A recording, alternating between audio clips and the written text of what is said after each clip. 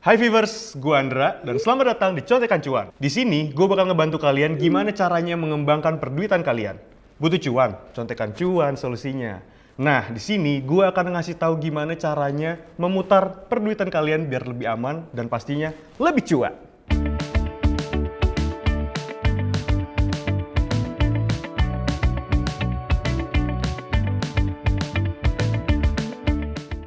Buat kita dapetin uang itu prioritas. Buat anak muda, caranya gampang banget. Lo tinggal bekerja aja dan juga mendapatkan gaji. Tapi secara masa depan itu nggak meyakinkan. Gimana sih caranya? Berarti lo harus namanya investasi.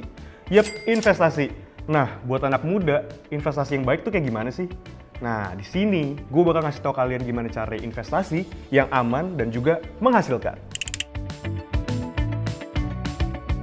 Nah, kalian harus paham dulu, apa sih investasi itu? Nah, investasi gampangnya adalah kegiatan menyimpan dana pada periode tertentu yang dimana akhirnya lo akan mendapatkan sebuah keuntungan di kemudian hari. Kenapa sih harus investasi? Nah, investasi nggak hanya melindungi aset kalian dari inflasi loh, tapi juga membantu kebutuhan kalian di masa mendatang. Nah, gimana sih cara investasi yang baik? Pertama, lo harus bikin goalnya dulu. Tujuannya apa? Tujuan untuk anak kah atau mungkin dana pensiun? Yang kedua, lo harus tentuin berapa budget lo yang pengen lo danain, yang pengen lo alokasiin. Dan yang ketiga, tentuin juga jenis investasi apa yang pengen lo alokasiin. Nah, disimak dulu ya viewers. Reksadana adalah wadah untuk menghimpun dana dari investor. Dana yang telah terkumpul tersebut nantinya akan diinvestasikan oleh manajer investasi ke dalam beberapa instrumen investasi seperti saham, obligasi, atau deposito. Nah, ini aman dan cocok banget buat kalian yang punya cadangan dana yang cukup besar karena makan banyak banget waktu buat kalian bisa ngambil dana ini kembali. Nah, berikutnya ada emas. Ini cocok banget buat anak muda karena harganya cenderung stabil dan sewaktu-waktu lo juga bisa jual kembali kalau emang lagi butuh dana lebih. Berikutnya, properti. Investasi ini adalah upaya menanamkan dana atau modal ke dalam suatu aset milik pribadi atau badan usaha dengan maksud mendapatkan keuntungan penjualan dari peningkatan nilai investasi di kemudian hari.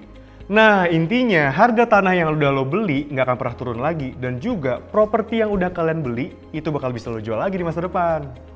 Nah, berikutnya ada saham. Saham adalah tanda penyertaan modal seseorang atau pihak badan usaha dalam suatu perusahaan atau perseroan terbatas. Sumber keuntungan utama saham adalah dividen, yaitu pembagian keuntungan perusahaan kepada pemegang saham. Nah, sumber keuntungan saham nggak hanya berasal dari dividen, tapi juga kenaikan harga saham di bursa. Nah, yang terakhir ada skill. Di antara semua jenis investasi sebelumnya, mungkin ini yang paling gampang sekaligus paling susah. Karena tolak ukurnya bukan dari mendapatkan profit uang, namun ilmu untuk menjadi lebih baik dari diri kita sebelumnya. Ilmu yang didapat bisa diaplikasikan untuk mendapatkan keuntungan lebih besar lagi bagi kita nantinya. Nah, contoh gampangnya, lo belajar marketing, akhirnya lo bisa jualan dengan maksimal lagi. Atau lo mau coba belajar masak, akhirnya lo bisa jualan deh.